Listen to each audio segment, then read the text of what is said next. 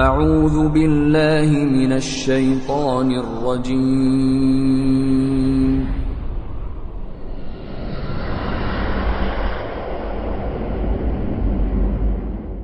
بسم اللہ الرحمن الرحیم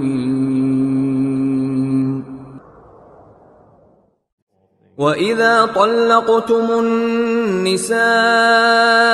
فَبَلَغْنَ أَجَلَهُنَّ فَلَا تَعْضُلُوهُنَّ أَن يَنكِحْنَ أَزْوَاجَهُنَّ إِذَا تَرَاضَوْا بَيْنَهُم بِالْمَعْرُوفِ ذَلِكَ يُوعَظُ بِهِ مَن كَانَ مِنكُمْ يُؤْمِنُ بِاللَّهِ وَالْيَوْمِ الْآخِرِ ذَلِكُمْ أَزْكَى لَكُمْ وَأَطْهَرُ وَاللَّهُ يَعْلَمُ وَأَنْتُمْ لَا تَعْلَمُونَ۔ اور جب تم عورتوں کو طلاق دے چکو اور ان کی عدت پوری ہو جائے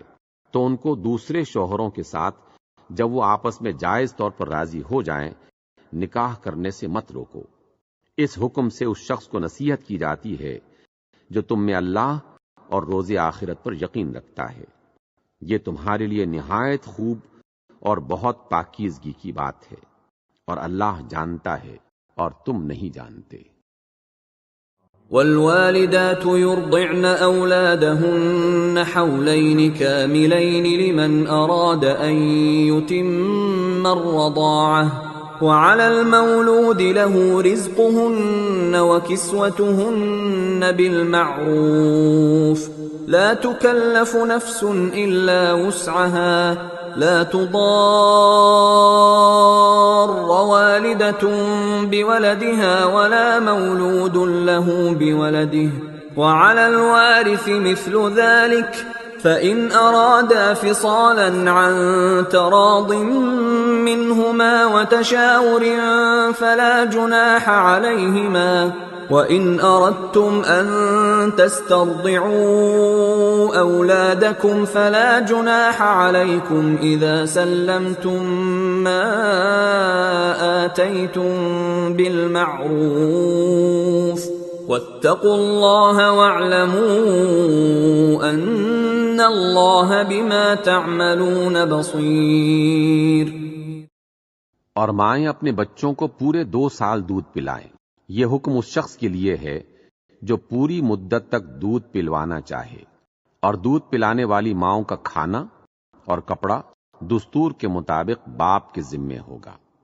کسی شخص کو اس کی طاقت سے زیادہ تکلیف نہیں دی جاتی، تو یاد رکھو کہ نہ تو ماں کو اس کے بچے کے سبب نقصان پہنچایا جائے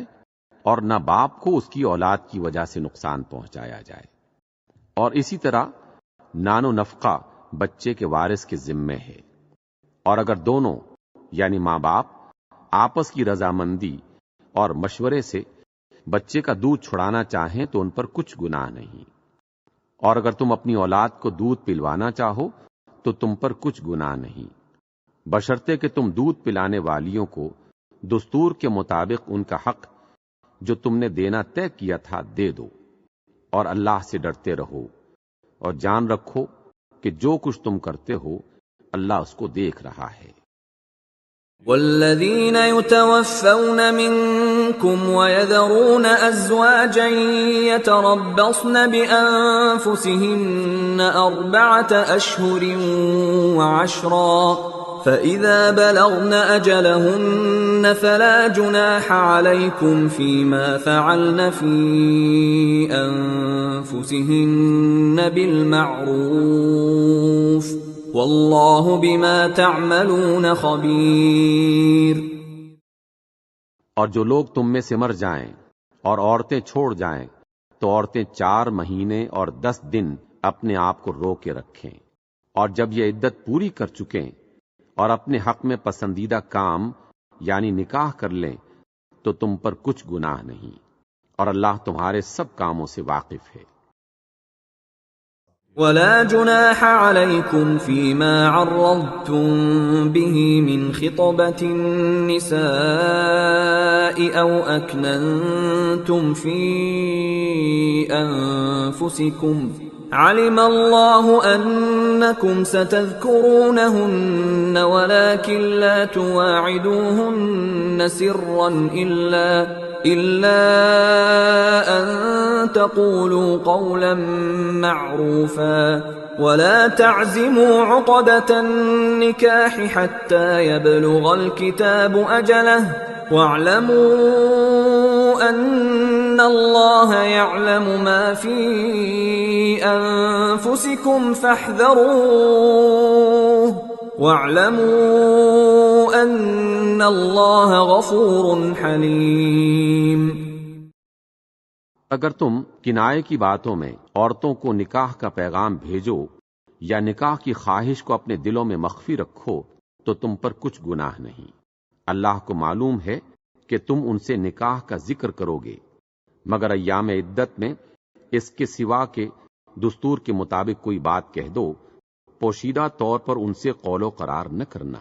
اور جب تک عدت پوری نہ ہو لے نکاح کا پختہ ارادہ نہ کرنا، اور جان رکھو کہ جو کچھ تمہارے دلوں میں ہے اللہ کو سب معلوم ہے، تو اس سے ڈرتے رہو اور جان رکھو کہ اللہ بخشنے والا اور بردبار ہے۔